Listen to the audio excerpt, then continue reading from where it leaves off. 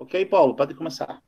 Perfeito. Então, nós estamos aqui fazendo a apresentação do professor Jefferson de Souza.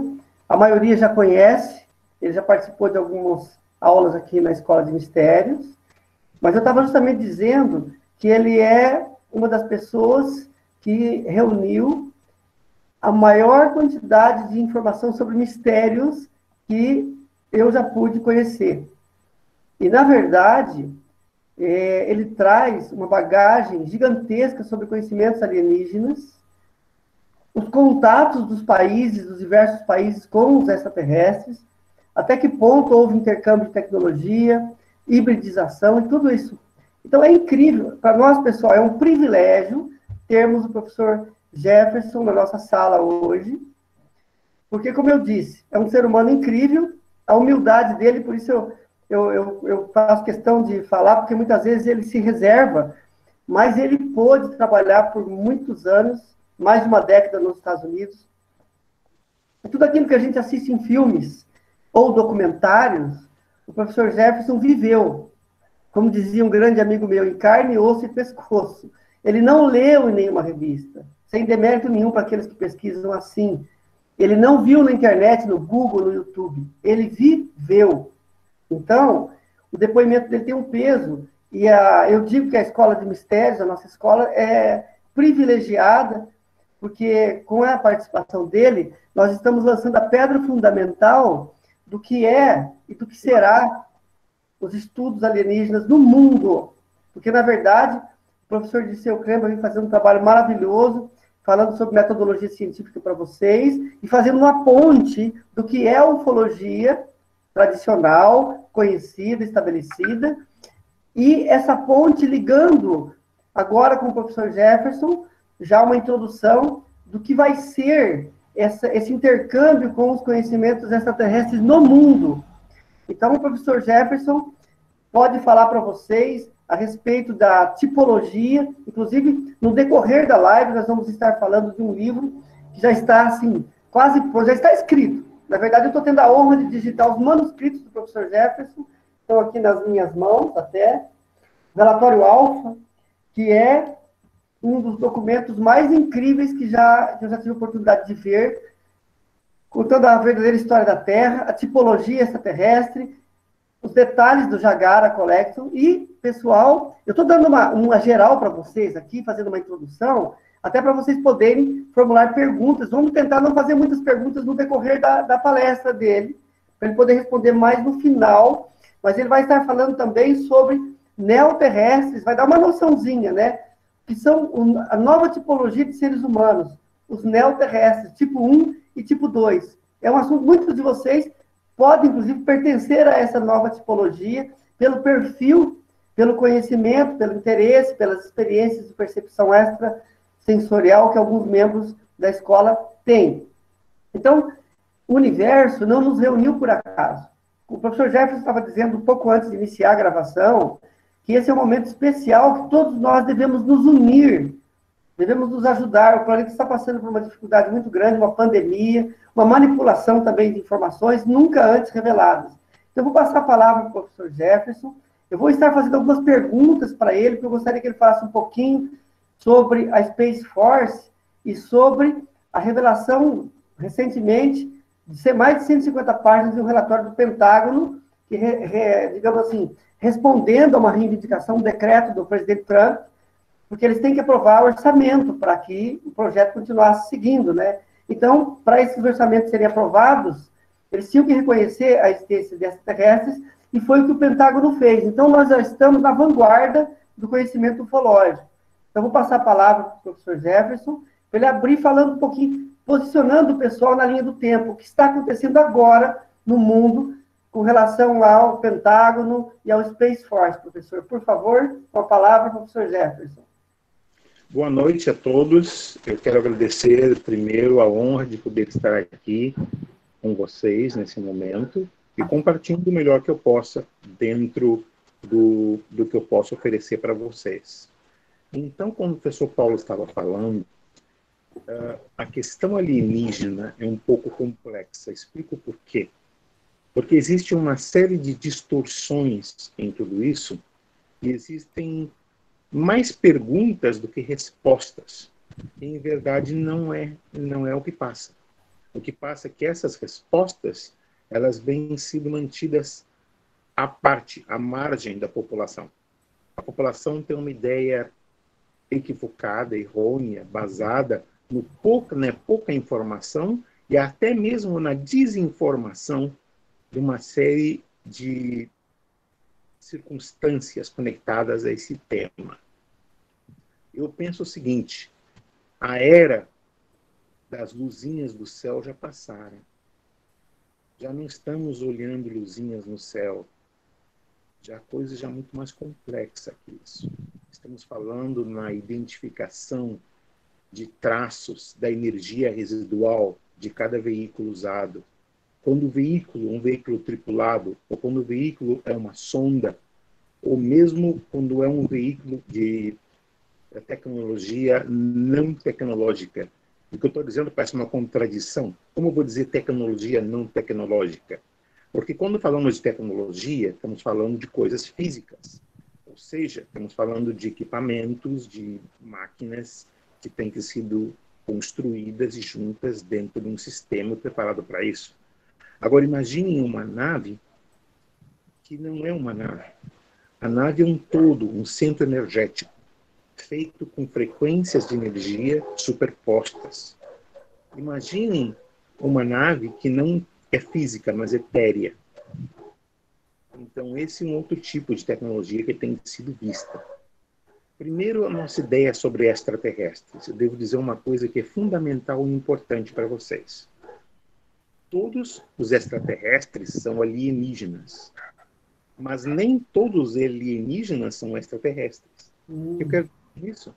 Quero dizer que existe uma divisão muito grande, onde definições têm que ser postas adequadamente, e assim a gente pode compreender esse processo de divisão. Primeiro, a questão extraterrestre. Qual é a definição de extraterrestre? Extraterrestre, normalmente, é um organismo, um neo-organismo ou um não-organismo, que não é originário da Terra, que é físico e que normalmente tem uma essência não somente sentiente, ou seja, que sente as coisas, mas também tem inteligência. Então, quando falamos de extraterrestres, imaginamos naves espaciais, cidades futuristas e tudo isso. Eu devo dizer para vocês o seguinte, que entre 100 civilizações extraterrestres, dessas 100, vocês podem contar com certeza que 75% deles não somente não são capazes de tecnologias que permitem que eles voem dentro de sua própria atmosfera, se é que tem atmosfera, como muito menos chegar a partes orbitais.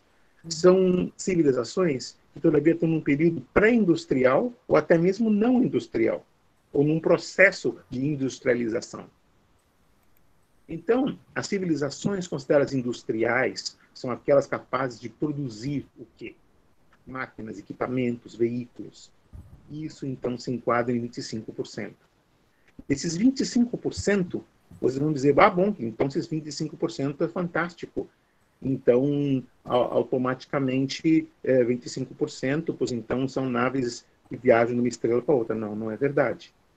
Desses 25%, vocês vão simplesmente tirar 20%.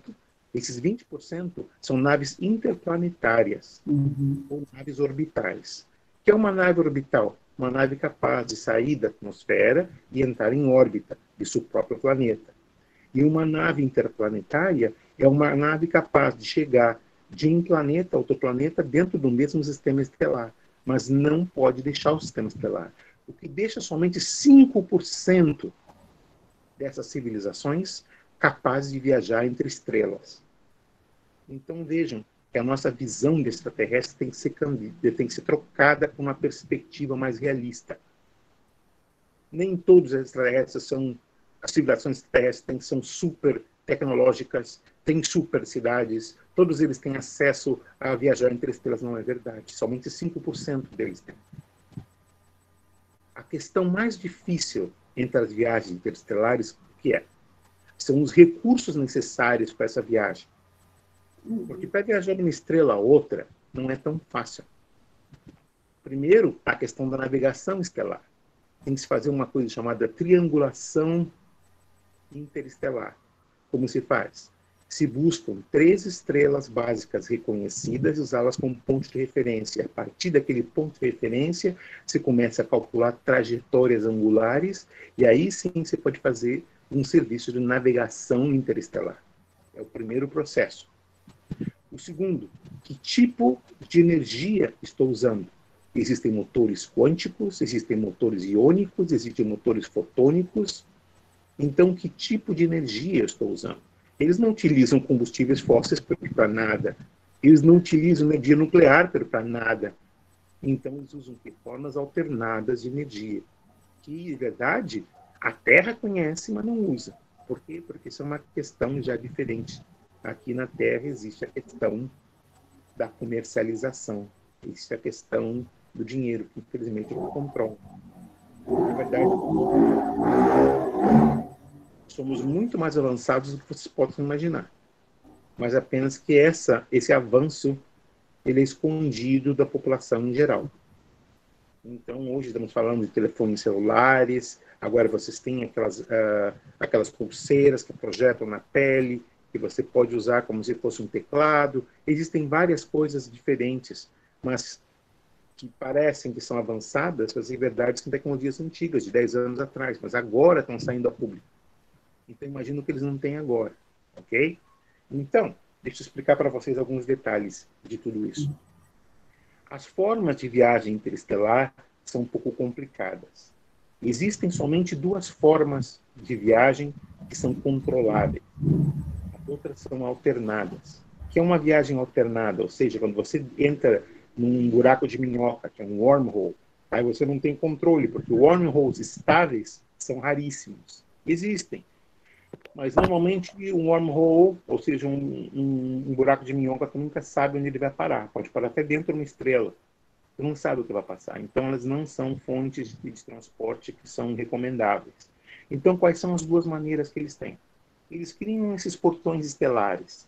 Esses portões estelares têm que ser construídos de sistema estelar em sistema estelar, criando uma ponte quântica. Então, aí sim, eles podem sair de um sistema estelar a outro sistema estelar, dobrando o espaço-tempo contínuo, e é uma viagem que levaria séculos, se faz em poucos nanosegundos. Agora, não é fácil a construção desses portões estelares, porque eles têm que usar uma coisa chamada as naves generacionais, ou seja, naves de gerações, ou seja, naves que vão a menos velocidade da luz, porque vocês sabem que por causa do ponto zero, nada pode ultrapassar a luz em espaço sólido, ou então se dispersa. O ponto zero é o ponto que não permite que se passe um objeto sólido à velocidade da luz. Então, isso chama-se voo linear. Então, em voos lineares não é possível passar a velocidade da luz. Então, o que passa? Essas naves vão levar séculos para chegar de uma estrela para outra. Então, as pessoas que saem nessas naves, elas nunca vão ver o fim da viagem. Quem vai ver o fim da viagem são os descendentes deles. E em cada ponto esperado, eles têm que parar as naves, têm que construir esses portões estelares, ativá-los e partir para construir um novo, fazendo então uma ponte de relação. É a ponte que conduz as viagens de uma estrela a outra. Essa é uma das formas de viagem interestelar. E qual é a segunda? A segunda é usar um chamado motor quântico. O motor quântico capaz de criar um campo onde cria uma singularidade quântica, ou seja, existe um desdobramento espaço-temporal, onde tempo e espaço são dobrados. Então, a própria nave se torna num portão estelar e automaticamente a nave chega. Agora, tem um problema. Como a energia liberada por esse tipo de motor quântico, às vezes, tendo determinantes que são variáveis, somente de cada 100 tentativas, somente 75 tentativas são eficazes. 25% as naves vão se perder e nunca vão chegar aonde deveriam ter chegado no princípio, e se perdem. Então, esse é o segundo processo de voo estelar. Então, normalmente, as civilizações mais importantes não usam isso. Então, como eu disse para vocês, no princípio, tá, que todos os extraterrestres são alienígenas, mas nem todos os alienígenas são extraterrestres, porque eu vou dar a classificação de cada um desses alienígenas. Então, os primeiros que estamos vendo são os extraterrestres. Esses seres físicos que são capazes de mover entre estrelas usando voos não lineares, ou seja, eles não voam em linha reta. Eles dobram um espaço-tempo contínuo e uma viagem que em linha reta duraria séculos, chega em nanosegundos. Vocês sabiam que quando vocês olham para o céu, vocês estão vendo estrelas que já não existem mais? Elas explodiram há séculos atrás. Mas a luz dessa estrela segue viajando. E a gente está vendo o brilho dessa viagem, dos fotões dessa estrela que estão viajando na nossa direção. E quando passam, essa estrela terminou para sempre. Mas ela já não existe, porque há séculos atrás ela foi destruída. Esse é o problema da velocidade linear. Ela é muito lenta. A velocidade da luz é muito lenta.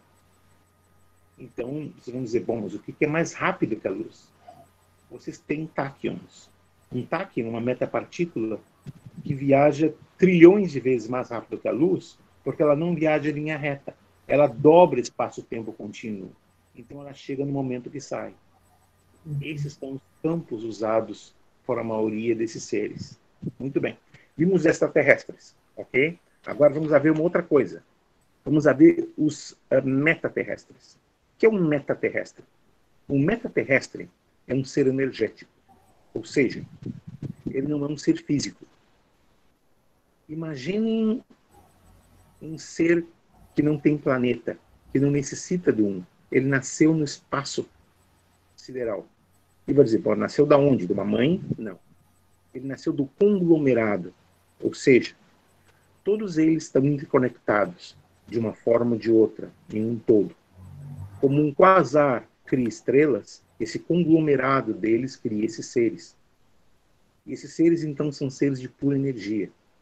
Eles não têm tecnologia porque não necessitam de uma. Então, eles viajam de lugares em lugares. E qual é a função deles? Observar e aprender. Eles são bibliotecas vivas. Eles são chamados metaterrestres. Às vezes eles viajam em planetas atmosféricos como a Terra. E muitas vezes a gente vê eles pensando que eles são naves. E se dividem as naves em 4, 5, 6 partes. Mas a nave não está se vendo porque não é uma nave, é um ser. E cada parte é uma parte integrante desse ser que pode desassociar-se e reassociar-se. Então esse é o problema.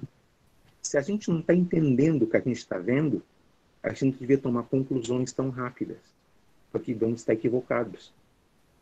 Quando estamos falando de extraterrestres ou de alienígenas em geral, eles não seguem os padrões do que a gente conhece como pontos de referência que sejam distintos. Então, esses seres, esses metaterrestres, eles existem simplesmente para coletar informação. São como bibliotecas vivas. Eles estão interconectados em pontes estelares, ou seja, a mente deles atravessa o universo, não importa que longe que eles estejam, todos interconectados, uma única mente coletiva. Esses são os seres metaterrestres. Agora vamos falar de uma coisa bem complicada que eu vou ter que tardar um tempo para explicar para vocês. São chamados seres ultraterrestres. O que é um ultraterrestre? Um ultraterrestre é um crononauta. O que é um crononauta? Um crononauta é um viajante do tempo. Vocês vão dizer, bom, agora sim o senhor está completamente alucinado. Um viajante do tempo, o que é isso? É o filme das 6? Não, não é o filme das 6 e não é ficção científica. Deixa eu explicar para vocês o processo e daí talvez vão entender para vocês como funciona. Tá? Primeiro, vamos ter ideia do que são as dimensões. A Terra existe dentro de um universo. Todos os planetas, toda a matéria, toda a energia que existe aqui existe porque cada partícula da existência vibra numa mesma frequência harmônica. Eu vou fazer uma comparação que fica mais fácil para vocês. Eu estou escutando rádio. Eu estou escutando uma emissora de rádio. Então, eu sei que aquela emissora existe porque eu estou escutando ela. Ela está ali. Agora, a pergunta que eu faço para vocês é essa. Porque eu estou escutando aquela emissora, quer dizer que as outras emissoras não existem? Sim, elas existem. E se eu quero escutar elas, o que eu tenho que fazer é ajustar o dial e mudar de emissora, e eu posso escutar a próxima emissora. O estado do universo é como uma estação de rádio. Ela vibra numa frequência única. Mas todas as frequências coexistem no mesmo lugar e ao mesmo tempo. Isso são os universos. Porque, em verdade, não vivemos num universo, vivemos num multiverso. Então, esses viajantes do tempo, eles têm que seguir uma coisa chamada as leis crononáuticas. O que são leis crononáuticas? O tempo não é linear. Por que o tempo não é linear? É o seguinte, sabemos que existe um passado, não? Agora, a pergunta que eu faço é para vocês, existe um futuro? Claro que existe um futuro, o futuro é amanhã. E eu digo para vocês, equivocação. Não existe um futuro, existem vários futuros.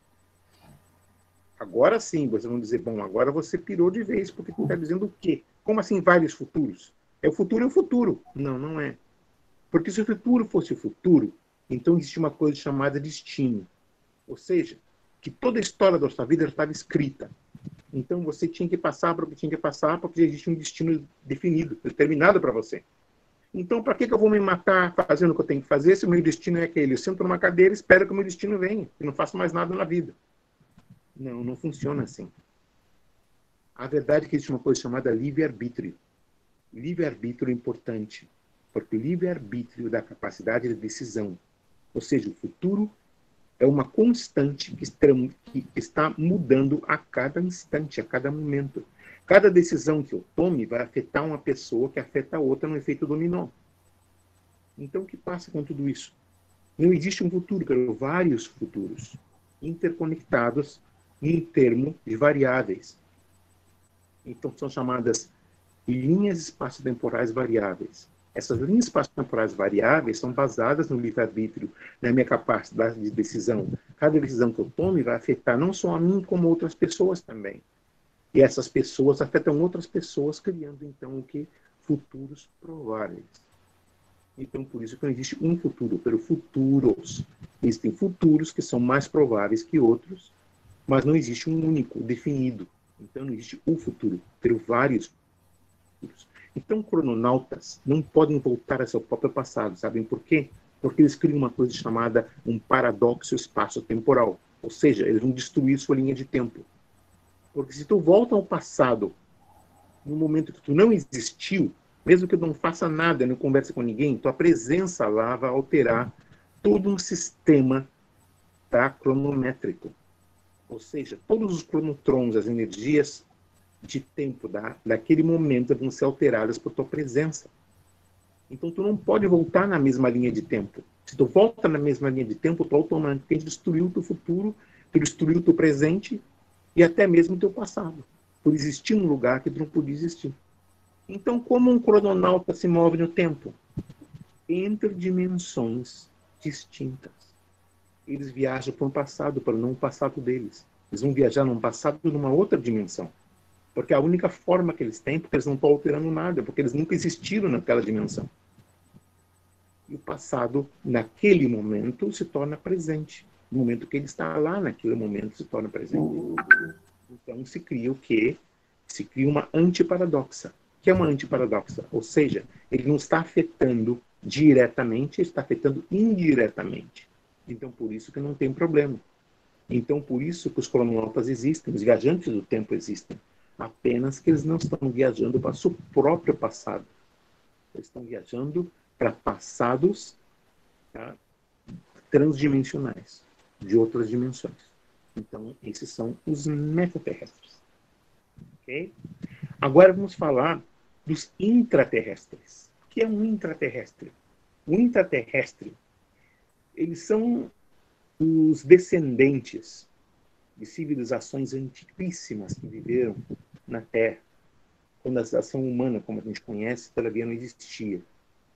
Estamos falando, por exemplo, da civilização de Pan, que não é tão conhecida, depois de Mu, depois de Lemúria, e até mesmo os atlanteanos, que são mais contemporâneos, que no tempo dos atlanteanos existiam os romanos, os vikings, os fenícios. Mas nos tempos de Pan, Mu e Lemúria, Não existia nada disso. Então, eram civilizações à parte.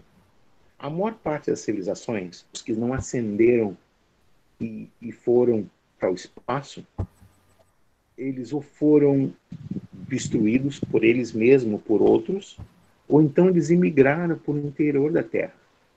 Quando digo interior da Terra, não estou no centro da Terra. O centro da Terra é magma. Aí você encontra a bola do centro da Terra que gira, essa bola enorme de níquel, cádmio e tudo isso vai girando e nos dá gravidade. Se não fosse por isso, estamos voando para o espaço. Nem tínhamos atmosfera também.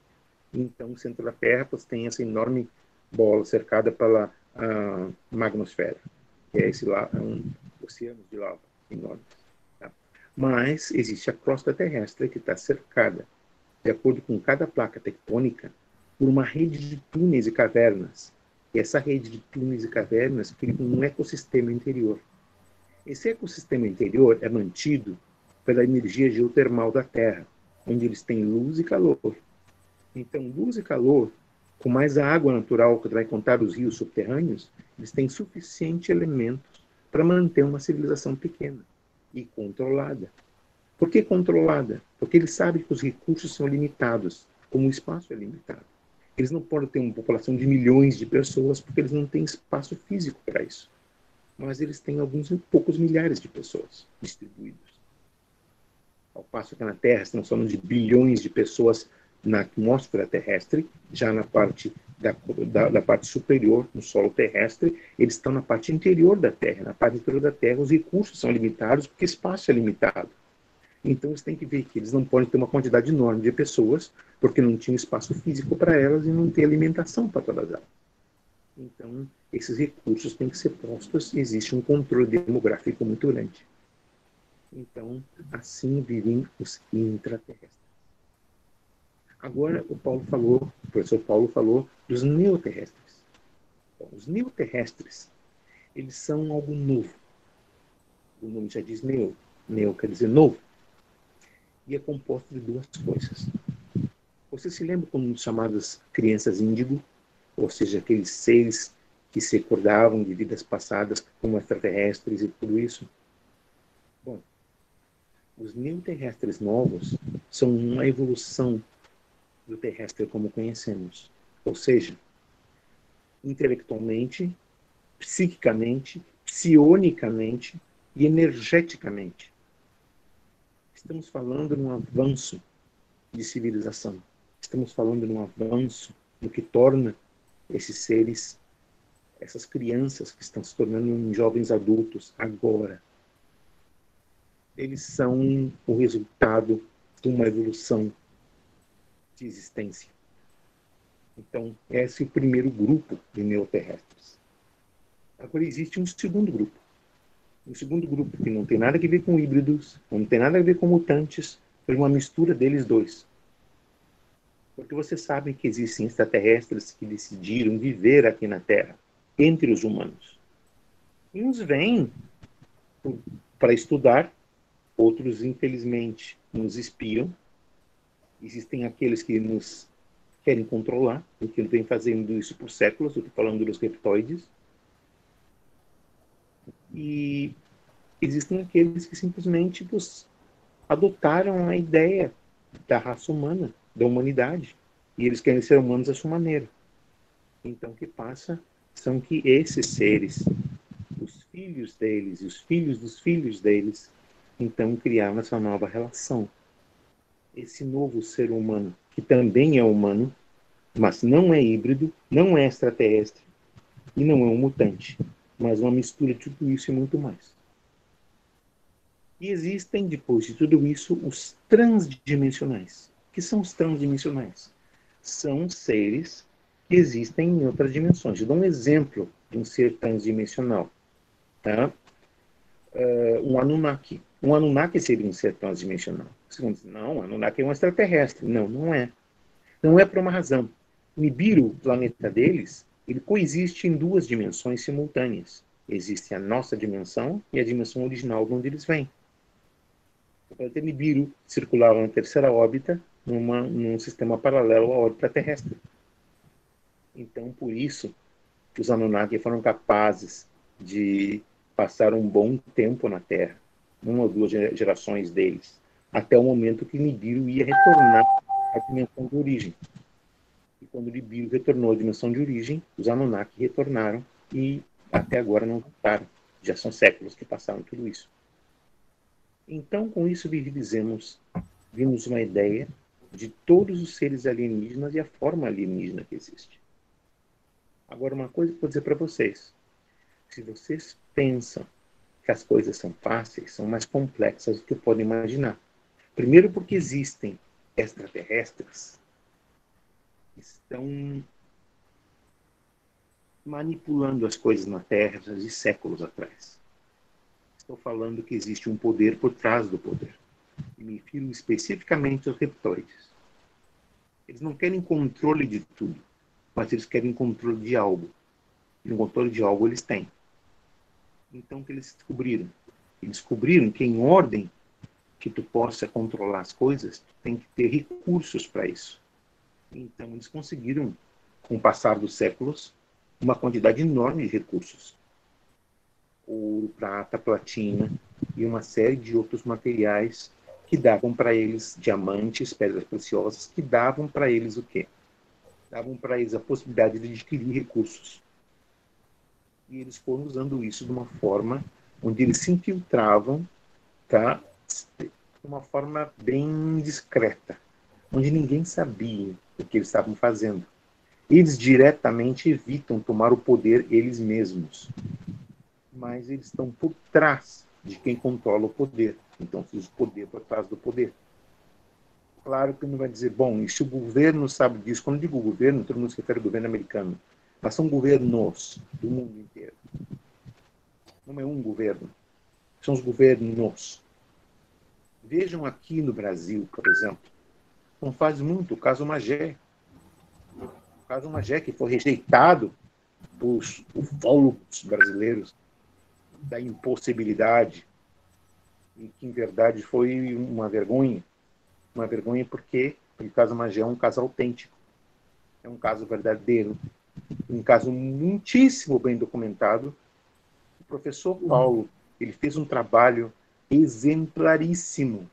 Ele fez um trabalho de investigação que, de verdade, merece mais do que elogios, merece até um prêmio internacional por um processo onde ele não ficou limitado a conversas telefônicas ou a leitura de outras pessoas. Ele foi buscar as respostas ele mesmo.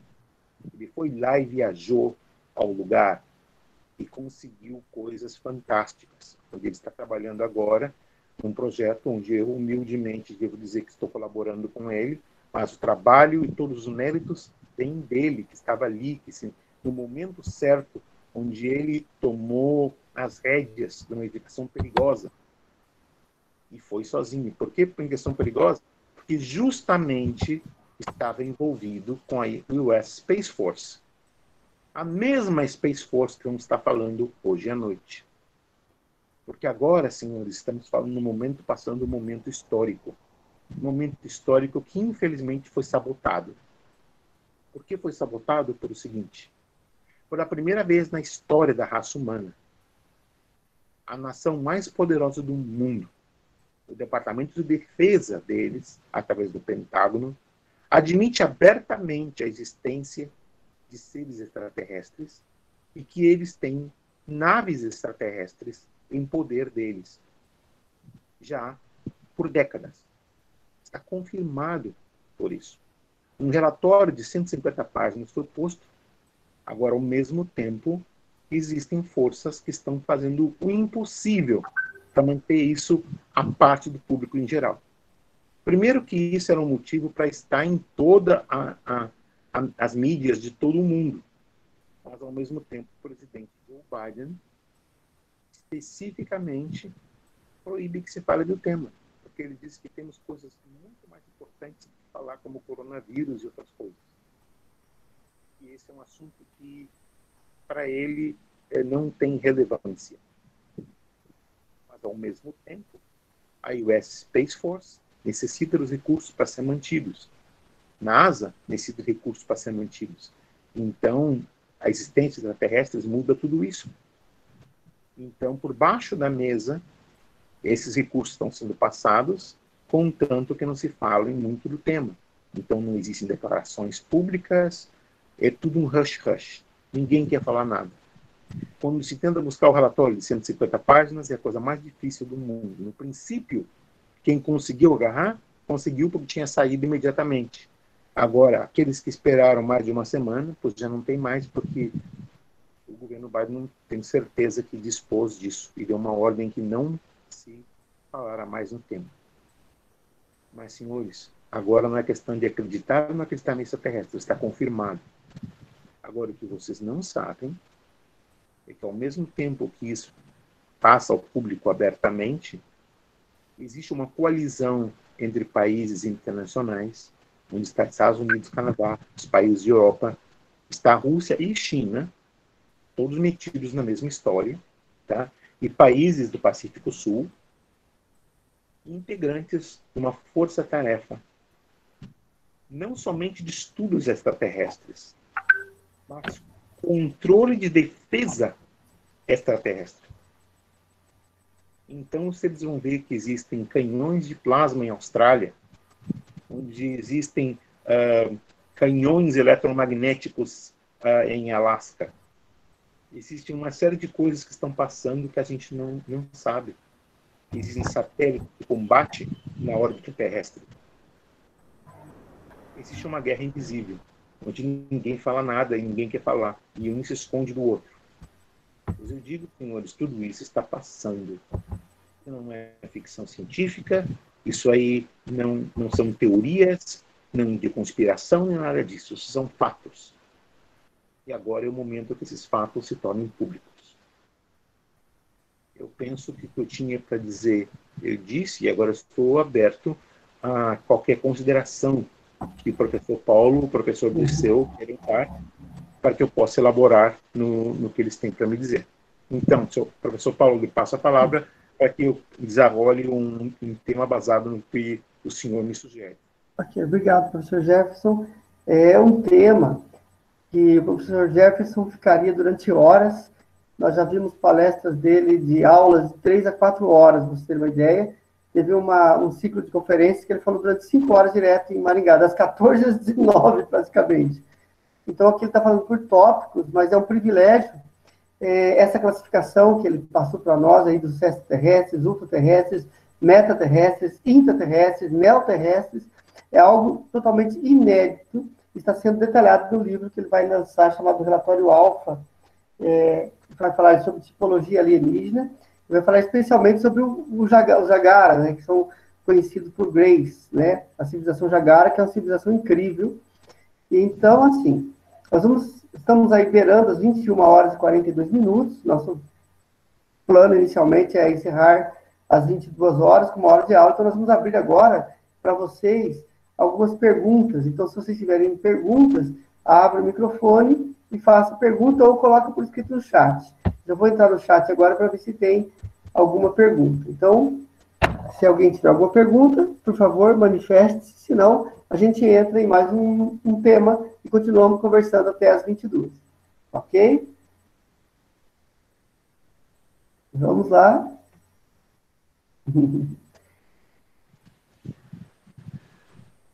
Alguém tem alguma pergunta, pessoal? Eu sei que é um tema tão incrível que a gente ficamos até sem ação, né? Trazendo as informações de primeira mão aí de que a realidade extraterrestre, que a vida extraterrestre já é uma realidade há muitos anos, né? O professor Dirceu, alguma consideração?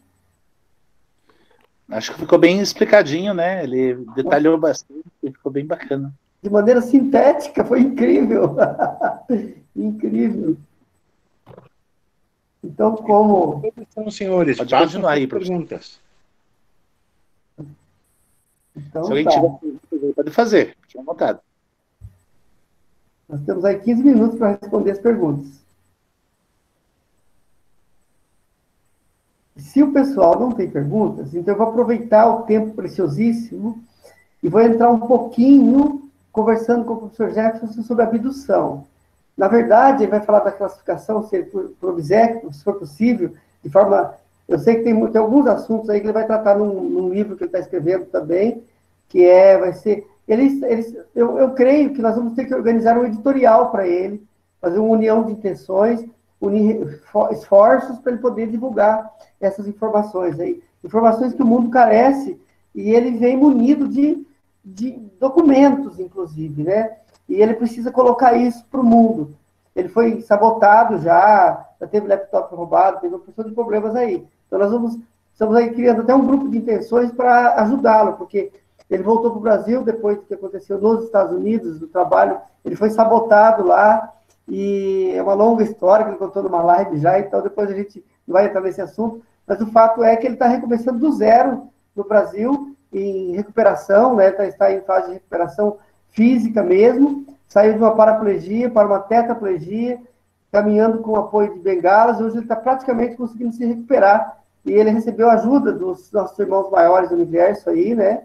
Então, eu vou aproveitar esse tempo para posicionar vocês da relevância que tem o que está acontecendo agora, que nós precisamos nos organizar aí para poder ajudá-lo, tá? Mas eu vou passar a palavra para o senhor Liceu, que ele levantou a mão lá. Pois não. Temos uma pergunta da Cecília e temos uma da Jane. Daí, sobre a da Jane, eu sugiro ao Paulo para escrever ali no chat ali. Tá. O passo dela, porque daí já ganhamos tempo. A pergunta da Cecília, com tantos avistamentos atualmente, como poderão ocultar todas essas informações? É que não se pode mais ocultar nada, por isso que eles estão abrindo tudo. Eles estão abrindo o jogo diretamente. No momento que o Pentágono vai e faz a afirmação dessas, é porque já não estão escondendo. Eles estão diretamente abrindo as coisas como é. Eu gostaria de rapidamente dar uma ideia para vocês da classificação, da tipologia do tipo de contatos que existem. Ok? Somente uma revisão. Vou falar dos 6 tipos de contatos que existem. Os 3 primeiros, eles foram feitos por Dr. Joseph Allen Hynek, que era um astrofísico que trabalhou no projeto Livro Azul, entre outras coisas. Ok? Então, o que passa é o seguinte. Os contatos são contato de primeiro grau. Contato de primeiro grau é quando tu vê um objeto, que pode ser uma luz, ou pode ser um objeto durante o dia, porque no princípio, no passado, esses objetos só vinham para a noite. Mas agora não. Agora eles aparecem de dia e aparecem praticamente diante de você. Já não são mais luzes no céu que se viam antes, mas no tempo do professor Hynek, estamos falando dos anos 60, a classificação que ele fez era baseada nessas luzes do céu que se viam, e são os contatos de primeiro grau. O contato de segundo grau é quando esse objeto deixava uma evidência física, ou seja, uma marca do pouso do veículo ou qualquer outro tipo de traço eletromagnético ou radioativo que tenha ficado. Então, qualquer coisa que pudesse ser medida e pudesse ser preservada era considerado o contato de segundo grau. O contato de terceiro grau se dava quando se via um ocupante da nave ou estabelecia um contato mínimo com esse tripulante. E normalmente era um Jagara Collective, que vocês conhecem como Greys. Mas Grey é uma cor, não tem nem explicação. Ok? Então,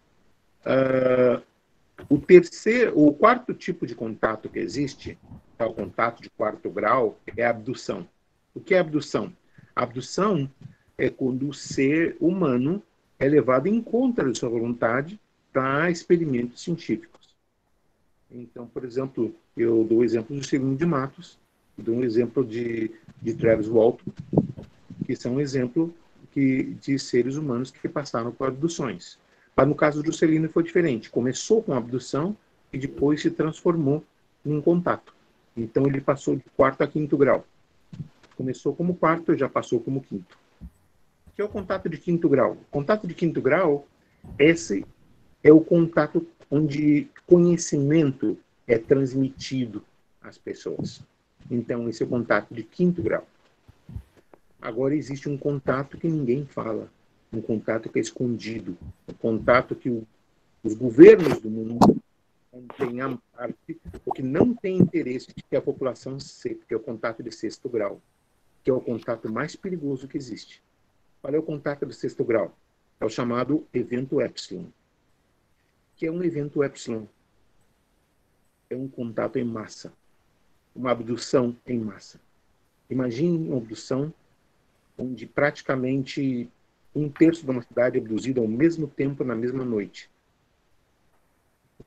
Isso é uma coisa que vocês vão dizer, mas não é possível? Sim, é possível. Eu tenho um reporte disso, esse reporte está com o professor Paulo.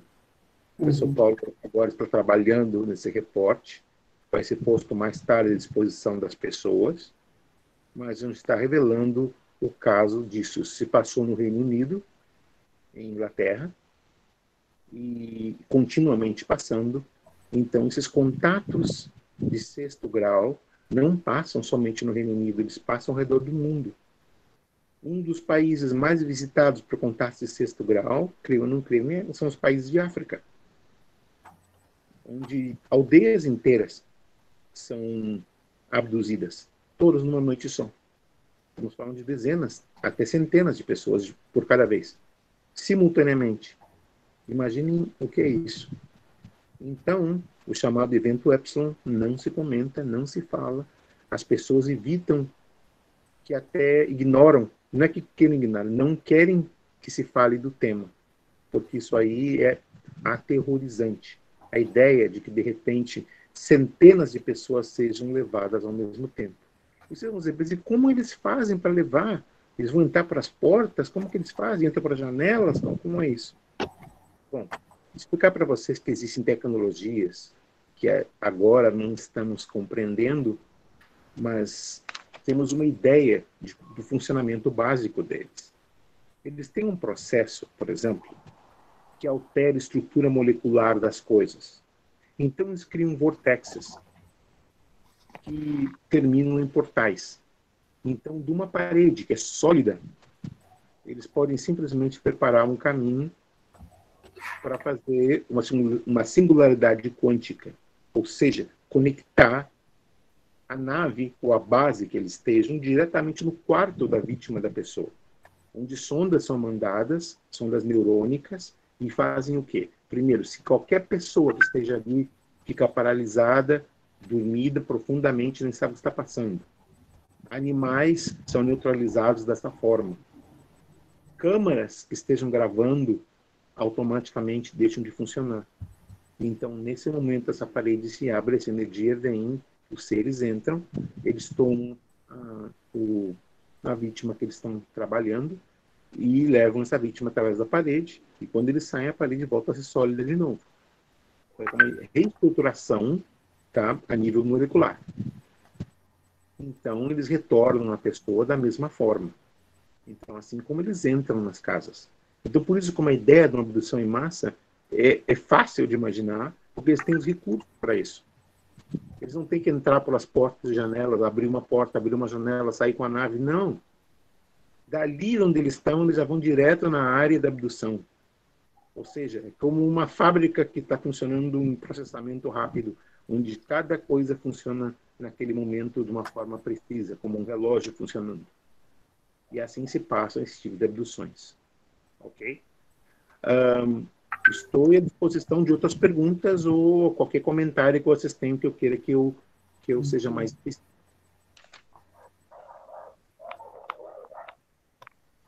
Observe, enquanto isso, pessoal, fazer um comentário.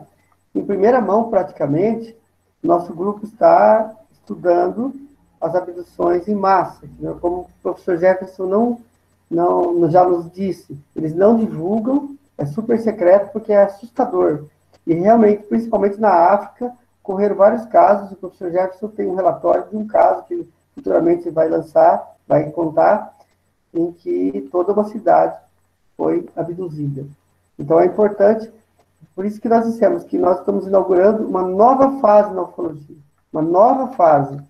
E é claro que, como tudo que é novo, você tem que abrir, como se diz aqui no Paraná, na gíria, abrir a picada, ou seja, abrir o primeiro caminho, sermos os desbravadores.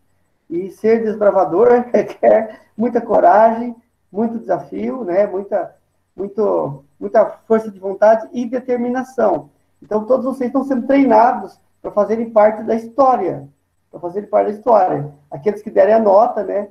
Vibrarem dentro da 8ª, vamos fazer desse grupo um grande movimento de ajuda planetária, porque a informação é poder, o conhecimento é poder, a maior riqueza. Ninguém pode tirar de você o que você aprende, né? O que está dentro de você é o que realmente vale. Então, aí fica aí essa mensagem. E vamos ver aí, pessoal, se alguém tem mais alguma pergunta, se o professor Dirceu quer fazer uma observação aí. É interessante, né? É bom aí, quantas pessoas vão pensando na próxima pergunta, né? É importante a gente dizer que quando nós criamos esse grupo de estudos, a, a proposta principal é trazer a verdade sobre a ufologia, trazer a verdade sobre aquilo que é verdadeiro, deixando de lado as mentiras que a ufologia prega, né? Ou melhor, que alguns pregam, né? Não é que a ufologia prega mentiras, mas que alguns pregam, né? É verdade. Porque existem hoje pessoas no mundo inteiro que possuem seus kits de ufologia, né? E o que eles usam? Usam pratos, panelas, tampas de panelas, máquina fotográfica e criam imagens dizendo que são verdadeiras. Mandam para as revistas e ficam famosos por imagens que são capturadas. Quando a gente for falar de investigação, a gente vai mostrar sobre isso. Nós vamos falar sobre como fazer uma investigação séria, como investigar de fato, para saber se uma situação é verdadeira ou não, se um vídeo é verdadeiro ou não. Enfim, isso é o objetivo do nosso grupo, é ensinar as pessoas como proceder nisso aí. Então, se cada um de nós que estamos aqui no grupo vermos uma foto ou um vídeo ou alguma coisa, a gente já possa dizer se isso é verdadeiro ou é falso, a gente já caminhou um passo bem à frente de toda a humanidade de modo geral. E temos o conhecimento que estamos tendo agora, né? Ainda isso é mais importante ainda. Eu vou aproveitar o gancho, professor Dirceu, para falar de um assunto, passar a palavra para o professor Jefferson aí, para falar sobre a desinformação. É uma técnica que tem sido utilizada pelo professor Dirceu. Falsifica-se algo para desacreditar todo um assunto. Com a palavra, professor Jefferson. Uma pergunta ali. Antes de entrar na parte de desinformação, eu gostaria de dizer uma coisa para vocês. Uma análise fotográfica é baseada numa série de coisas, onde se vê os pixels, onde se verifica se existe superposição, se faz uma comparação entre o objeto e pontos de referência ao redor do objeto, onde se pode ver as dimensões do objeto. Existem várias formas de comparação. Agora, vocês têm que ver o seguinte, para uma pessoa que não está acostumada com esse tema, por exemplo, se eu vejo uma nave, a primeira coisa que eu vou ver é o seguinte, qual é a configuração estrutural da nave? Ou seja, para a própria fuselagem, a configuração pode ter uma ideia do tipo de civilização que produziu aquela nave. Aquela nave é uma nave da Federação, aquela é uma nave dos caóticos, aquela é uma nave rebelde. Por quê? Porque cada um deles tem um sistema de configuração diferente. Ou seja, a estrutura do casco da nave, ela obedece certas proporções.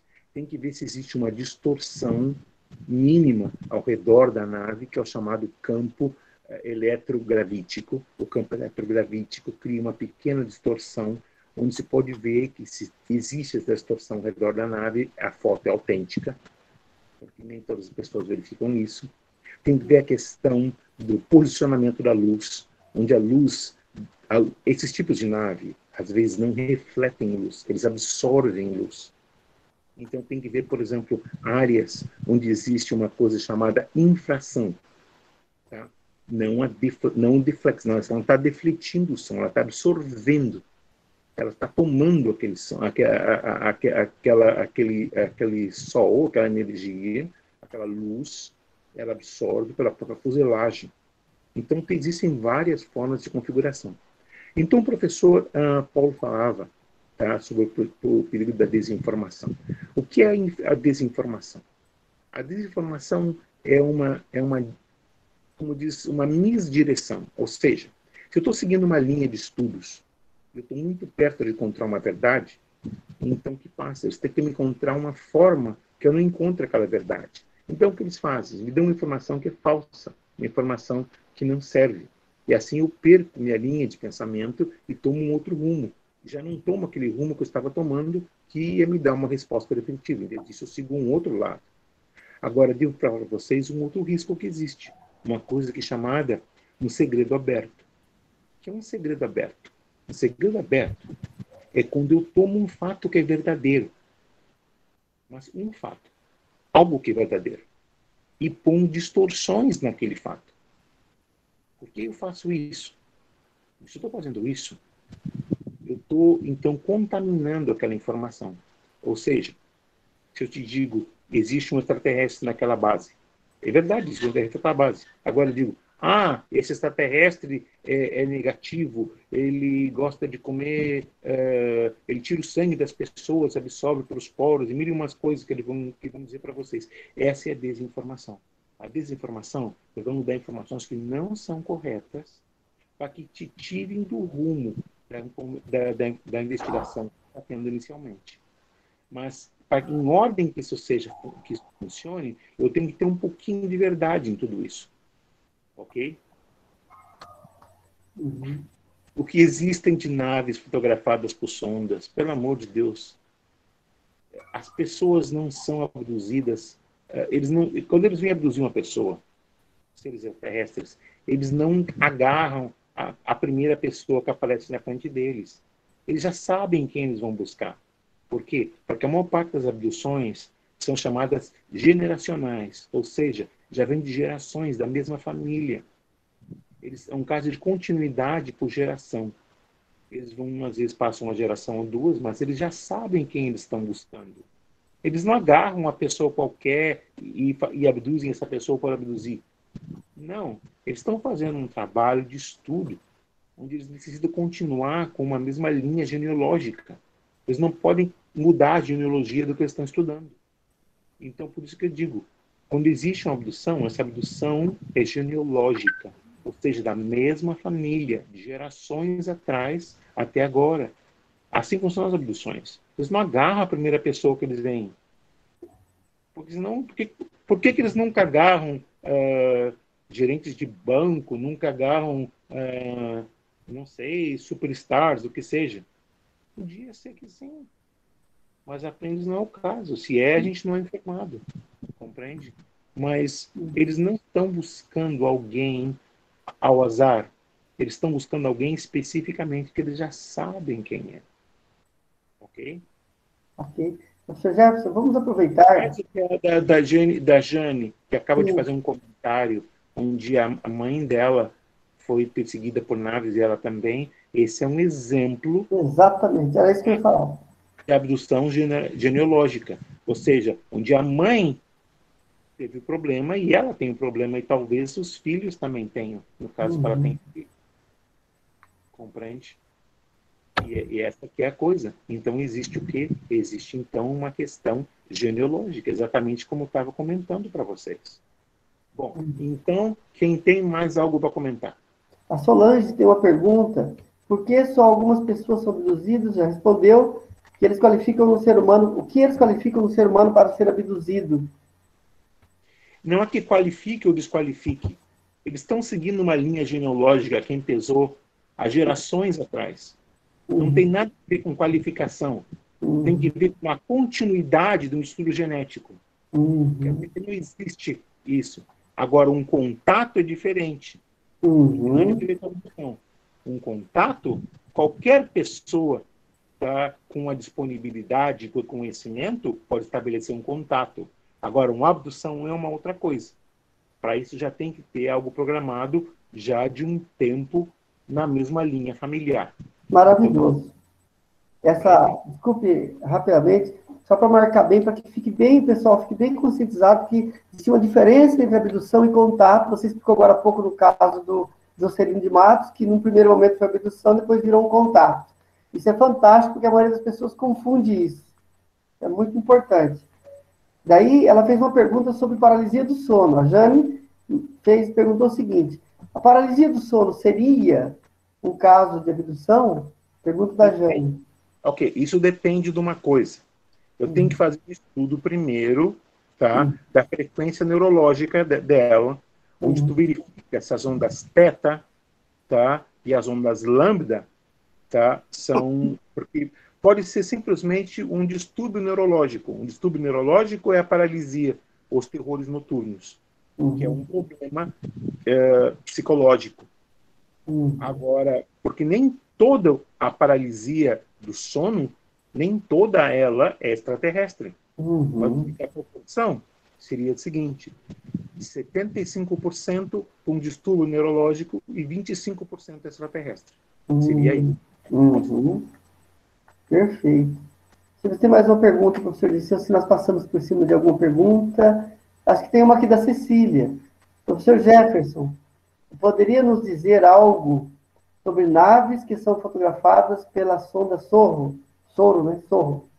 É que não existe, por que te dizer, uma coisa específica para uma civilização específica. Uma coisa que eu te digo, naves estão sendo fotografadas a todo momento. Existem naves de todos os tipos, e cada nave com uma configuração diferente. Você se lembra daquelas naves gigantescas que estavam cerca do Sol? Estou falando de naves enormes, tão grandes como planetas, que são chamados os outros. Existem 4 classificações de civilizações que nos visitam. A primeira representa a federação, que é o chamado consórcio. A segunda são os rebeldes. Eles não são rebeldes, não são negativos. Os rebeldes simplesmente são rebeldes porque eles não fazem parte da federação. Mas eles obedecem à federação, obedecem às leis da federação. Então, os rebeldes e a federação trabalham juntos. Existe o terceiro grupo, que é o grupo caótico. O grupo caótico é um grupo de dissidentes. Eles são dissidentes da federação, dissidentes dos rebeldes, onde eles tomam as suas próprias decisões e não querem seguir as normas. Então, o que eles fazem? Os caóticos são aqueles responsáveis pelas abduções. A federação não faz abduções, a federação faz contatos. E quem manifesta os contatos da federação são os rebeldes. E existe o quarto e último grupo, chamado os outros. É um grupo que não é da nossa galáxia, vem de Andrômeda. Vocês sabem que a Terra tá no sistema de entre nuvens do sistema de Orion. E o sistema de Orion está na parte sul do braço esquerdo da Via Láctea. A Via Láctea é uma das galáxias que existem, 3 dezenas de galáxias, no chamado setor local. Tá? O setor local, então, é composto de 3 dezenas de galáxias. A primeira galáxia, a maior delas, que é praticamente mais que o dobro da Terra, é Andrômeda. Depois de Andrômeda, vem a Via Láctea, que é a nossa. Depois vem a terceira, que é o Triângulo. Depois vem uma série de galáxias menores, incluindo 2 delas que são protogaláxias. Uma protogaláxia é uma galáxia que está ainda em formação, porque é muito, muito jovem. Então, esses seres, os outros, viriam de Andrômeda. Agora imagina, tu atravessar não um sistema interestelar, mas um sistema intergaláctico. Tu imagina o que é um sistema intergaláctico, muito mais longe do que um sistema interestelar. E eles vêm nessas naves que são enormes. Vocês vão dizer o seguinte: mas uma nave dessa, do tamanho de um planeta, se ela entra dentro do sistema solar, ela vai arrebentar com o sistema solar. Porque aqui tudo funciona como um relógio. Cada planeta tem sua órbita, tem sistema gravimétrico, tudo tem que funcionar bem. Entra um monstro desse, arrebenta tira as órbitas, os planetas das órbitas, seria um desastre, estariam destruindo o sistema solar. Mas não passa isso. Por quê? Por o seguinte: se você tem a tecnologia de atravessar não estrelas, mas galáxias, você tem a tecnologia de ter um campo gravimétrico que não vai alterar os outros sistemas gravíticos dos outros planetas. E um vai dizer: pô, como que eu não vi uma nave desse tamanho? Do tamanho de um planeta? Porque se eles têm tecnologia para isso, eles são vistos se eles querem ser vistos. Senão, eles têm várias formas de evitar isso. Porque uma nave, quando se move, ela cria um campo gravimétrico tão grande que seria visto de longe. Mas esse campo é nulificado, ou seja, não é possível detectá-lo. Então, quando essas naves chegam cerca do Sol, porque elas se alimentam de plasma solar, é o que carga as naves, aí tiraram as fotografias incríveis. Uma nave do tamanho de um planeta, do tamanho de Marte. Imagina uma nave do tamanho de Marte. Um planeta. Então, e cerca do Sol, cerca da corona solar, que qualquer coisa que chegasse ali era para estar destruída ou derretida. E essas naves estão ali como se não fossem nada. Porque existem, então, tecnologias que a gente não pode nem imaginar que eles têm acesso. Então, por isso que eu te digo o seguinte, que essas naves da sonda Sorro, não são nada em comparação a outras coisas. Existem quantidades de outras naves que estão vindo para cá. Nenhuma nem duas. Agora, todas elas estão baixo ao controle da Federação.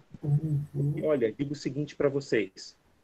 Se não tivesse um controle extraterrestre, isso aqui já estaríamos invadidos há muito tempo. Eles chegam aqui e agarram quem eles queiram na luz do dia. Porque eles têm o poder e tecnologia para nos agarrar. O que vão fazer para se defender? Claro que agora a gente já tem coisas que vocês nem podem imaginar.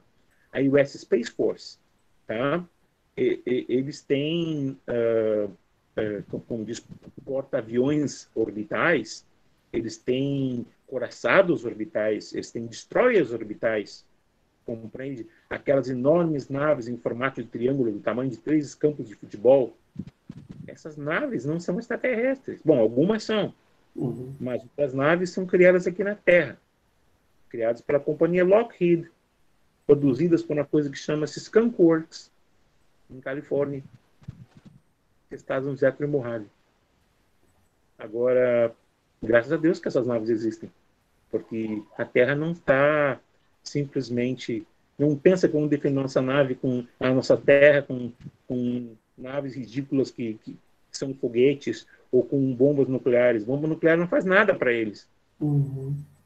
Mas a gente tem canhões neutrônicos, canhões capazes de destruir uma lua inteira de um disparo.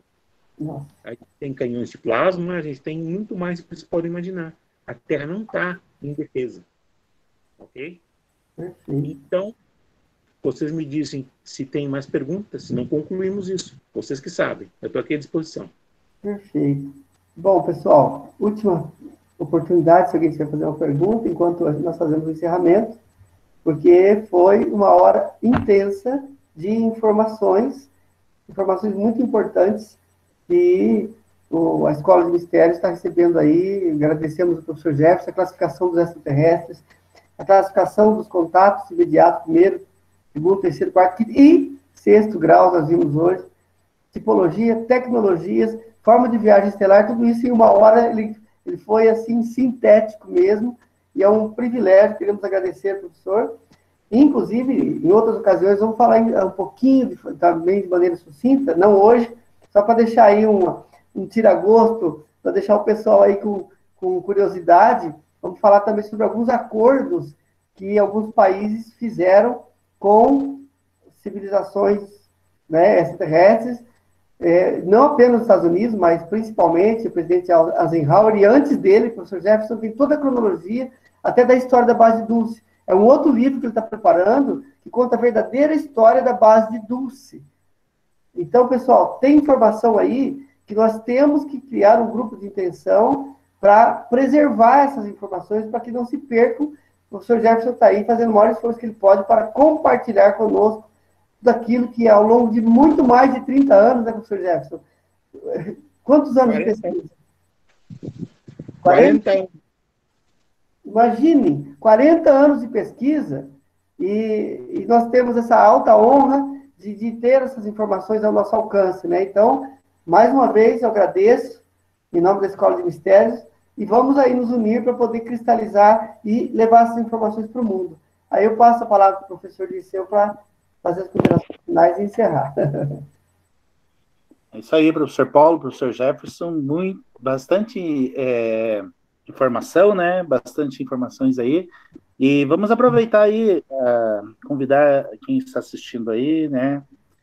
Para que possa se inscrever na Escola de Mistérios. Quer mais informação? Escola de Mistérios br@gmail.com.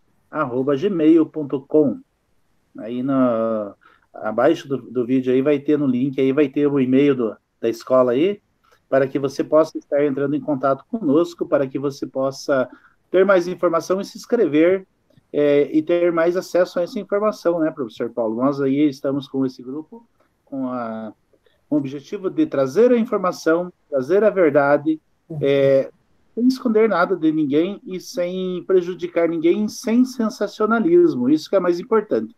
Nosso objetivo é ensinar com qualidade, com satisfação e com respeito. Exatamente. É isso aí. Muito obrigado, pessoal. Eu saúdo a todos com namastê.